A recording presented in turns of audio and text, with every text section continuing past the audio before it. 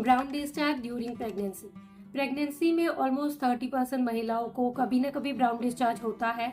आज इस वीडियो में हम बात करने वाले हैं कि प्रेगनेंसी के दौरान ब्राउन डिस्चार्ज होने के पीछे रीजन क्या हो सकते हैं, कब ये नॉर्मल है और कब आपको डॉक्टर को कंसल्ट करना है।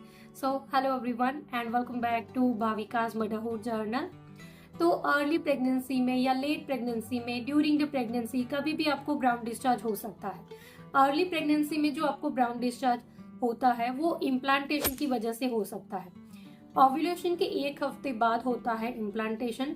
मतलब क्या होता है कि बेबी जब आपके गर्भाशय के अंदर की दीवार के ऊपर चिपकता है तो वो वहां पर थोड़ा बहुत खरोचता है, जिसकी वजह से आपको स्पॉटिंग या ब्राउन डिस्चार्ज हो सकता है। ये बहुत ही नॉर्मल है, इसमें आपको घबराने की या चिंता करने की जरूरत नहीं है। अगर आपको लेट प्रेगनेंसी में, मतलब कि आपकी प्रेगनेंसी का 9th मंथ शुरू हो चुका है, 36 वीक्स या 37 वीक्स के आसपास का टाइम है और इस टाइम पे अगर आपको ब्राउन डिस्चार्ज हो रहा है तो ये इंडिकेट करता है कि आपकी कभी भी डिलीवरी हो सकती है। जो आपका सर्विक्स होता है उसके ऊपर एक म्यूकस का प्लग लगा हुआ होता है। जब आपकी डिलीवरी होने वाली होगी तो ये निकल जाता है। कई बार उसके साथ थोड़ी बहुत ब्लीडिंग मिल करके आपको ब्राउन डिस्चार्ज के रूप में देखने को मिल सकता है। तो आपका हॉस्पिटल बैग आपको रेडी रखना है, आपकी कभी भी डिलीवरी हो सकती है। इसके अलावा भी और रीजन भी हो सकते हैं, जैसे कि अगर आपको प्रेगनेंसी के दौरान सेक्सुअल इंटरकोर्स करने के बाद ब्राउन डिस्चार्ज हो रहा है। ये इसलिए होता है क्योंकि प्रेगनेंसी के दौरान आपका जो सर्विक्स होता है वो और सेंसिटिव हो जाता है। तो सर्विक्स सेंसिटिविटी की वजह से प्रेगनेंसी के दौरान सेक्सुअल एक्टिविटी परफॉर्म करने के बाद भी आपको ब्राउन डिस्चार्ज हो सकता है। अब अगर आपको ब्राउन डिस्चार्ज हो रहा है और जैसे बहुत ही कम मात्रा में ब्राउन डिस्चार्ज हो रहा है जिसमें आपको पैड भी यूज करने की जरूरत नहीं है और 1 या 2 बार ब्राउन डिस्चार्ज होने के बाद वो स्टॉप हो चुका है, तो आपको बहुत ज्यादा चिंता करने की या घबराने की जरूरत नहीं है। लेकिन अगर सेक्सुअल एक्टिविटी परफॉर्म करने के बाद आपको ब्राउन डिस्चार्ज हो रहा है, उसके बाद आपको स्पॉटिंग या ब्लीडिंग स्टार्ट हो चुकी है या 1 हफ्ते तक लगातार ब्लीडिंग या ब्राउन डिस्चार्ज हो रहा है, तब ये डेंजरस हो सकता है और तब आपको जरूर से डॉक्टर को कंसल्ट करना है।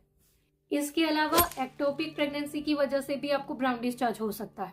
कई बार क्या होता है कि बेबी आपके यूट्रस में ना इम्प्लांट होकर के आपकी फैलोपियन ट्यूब में इम्प्लांट हो जाता है। तो अगर बेबी आपकी फैलोपियन ट्यूब में ग्रो होता रहेगा तो ट्यूब फट सकती है एंड ये कंडीशन आपके लिए जानलेवा भी हो सकती है। तो एक्टोपिक प्रेगनेंसी की वजह से भी आपको ब्राउन डिस्चार्ज हो सकता है।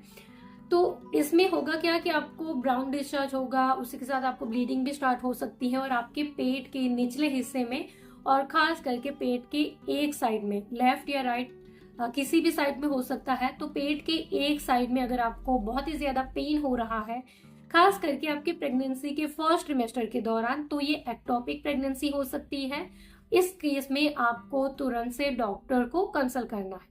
एंड सर्वाइकल पॉलिप की वजह से भी आपको ब्राउन डिस्चार्ज हो सकता है। कई बार क्या होता है कि सर्विक्स में बॉडी सेल्स की असामान्य ग्रोथ हो जाती है, जिसकी वजह से वहां पर पॉलिप तैयार हो जाता है और आपको ब्राउन डिस्चार्ज हो सकता है। एंड मोलर प्रेगनेंसी की वजह से भी ब्राउन डिस्चार्ज हो सकता है।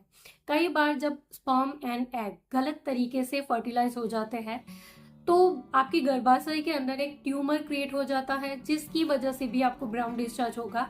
ये जो ब्राउन डिस्चार्ज होगा उसमें आपको बहुत ही तेज ऑर्डर होगी, बहुत ही गंदी बदबू होगी और उसी के साथ आपको स्पॉटिंग या ब्लीडिंग स्टार्ट हो जाएगी और आपके पेट के निचले हिस्से में बहुत ज्यादा पेन भी हो सकता है। इस केस में भी आपको डॉक्टर को कंसल्ट जरूर से करना है क्योंकि ट्यूमर को पूरी तरीके से साफ करना जरूरी है। इसके अलावा वजाइनल इन्फेक्शन की वजह से भी आपको ब्राउन डिस्चार्ज हो सकता है। एसटीडी जो सेक्सुअल ट्रांसमिटेड डिजीज होते हैं उसकी वजह से कई बार आपको वजाइनल इन्फेक्शन हो जाता है। अगर आपको वजाइनल एरिया में खुजली भी बहुत ज्यादा होती है, उसी के साथ अगर आपको ब्राउन डिस्चार्ज भी होता है तो ये वजाइनल इन्फेक्शन हो सकता है और इस केस में भी आपको डॉक्टर को कंसल्ट जरूर से करना है क्योंकि इसका भी प्रॉपर ट्रीटमेंट जरूरी है। इसके अलावा मिसकैरेज की वजह से भी ब्राउन डिस्चार्ज हो सकता है। खास करके अर्ली प्रेगनेंसी में या प्रेगनेंसी के फर्स्ट ट्रिमेस्टर के दौरान आपको कभी भी ब्राउन डिस्चार्ज हो रहा है और इसी के साथ अगर आपको स्पॉटिंग या ब्लीडिंग स्टार्ट हो रही है तो ये मिसकैरेज हो सकता है और इस केस में भी आपको जरूर से डॉक्टर को कंसल्ट करना है। इसके अलावा एबनॉर्मल प्लेसेंटा की वजह से भी आपको ब्राउन डिस्चार्ज हो सकता है। कई बार क्या होता है, प्लेसेंटा प्रीविया जब होता है, जैसे कि जो सर्विक्स होता है उसके ऊपर अगर आपकी प्लेसेंटा चिपकी हुई होगी तो सर्विक्स अगर थोड़ा बहुत भी खुला होगा तो जो प्लेसेंटा उसके ऊपर चिपकी हुई है उसकी वजह से आपको ब्राउन डिस्चार्ज हो सकता है। ये थोड़ी सी हाई रिस्क प्रेगनेंसी है और इस केस में मोस्टली डॉक्टर आपको रेस्ट करने की सलाह देते हैं। इसके अलावा कई बार क्या होता है कि प्लेसेंटा आपके गर्भाशय से चिपकी हुई हो ना हो करके वो थोड़ी सी अलग होगी। ये कंडीशन भी डेंजरस है क्योंकि इसमें मिसकैरेज होने के चांसेस पूरे होते हैं। तो भी आपको ब्राउन डिस्चार्ज होगा और उसके बाद आपको स्पॉटिंग या ब्लीडिंग होकर के मिसकैरेज हो जाता है। तो ये कुछ रीजन है जिसकी वजह से प्रेगनेंसी के दौरान आपको ब्राउन डिस्चार्ज होता है। इन शॉर्ट कब ये नॉर्मल है, तो अगर आपको कभी कभार जैसे ब्राउन डिस्चार्ज थोड़ा बहुत हुआ जिसमें आपको पैड भी यूज करने की जरूरत नहीं है और उसके बाद अगर वो स्टॉप हो चुका है, तब आपको बहुत ज्यादा चिंता करने की या घबराने की जरूरत नहीं है। लेकिन प्रेगनेंसी में कभी भी अगर आपको ब्राउन डिस्चार्ज हुआ, उसके बाद आपको स्पॉटिंग या ब्लीडिंग स्टार्ट हुई, या फिर वो जो आपको डिस्चार्ज हो रहा है उसमें से बहुत ही बैड ऑडर है, बहुत ही तेज गंदी बदबू है और आपको आपके पेट के निचले हिस्से में या बैक पेन हो रहा है, उसी के साथ अगर आपको चक्कर आ रहे हैं या फीवर हो रहा है, तो ये डेंजरस हो सकता है और आपको डॉक्टर को जरूर से कंसल्ट करना है। प्रेगनेंसी में इस तरह के ब्राउन डिस्चार्ज से बचने के लिए आपको कभी भी हैवी सामान नहीं उठाना चाहिए, या फिर जैसे कि अगर आप बहुत ज्यादा एक्सरसाइज करोगे तो भी इस तरह की कंडीशन हो सकती है। प्रेगनेंसी में एक्टिव रहना जरूरी है, लेकिन अगर आप बहुत ही ज्यादा एक्सेसिव एक्सरसाइज करोगे तो भी इस तरह की परेशानी हो सकती है। तो इन चीजों का आपको जरूर से ध्यान रखना है, डॉक्टर के संपर्क में जरूर से रहना है और आपकी कोई भी सोनोग्राफी आपको मिस बिल्कुल भी नहीं करनी चाहिए। So this is all for today. I hope कि मेरी ये सारी बातें, ये छोटी सी इन्फॉर्मेशन आपके लिए जरूर से यूजफुल रही होगी।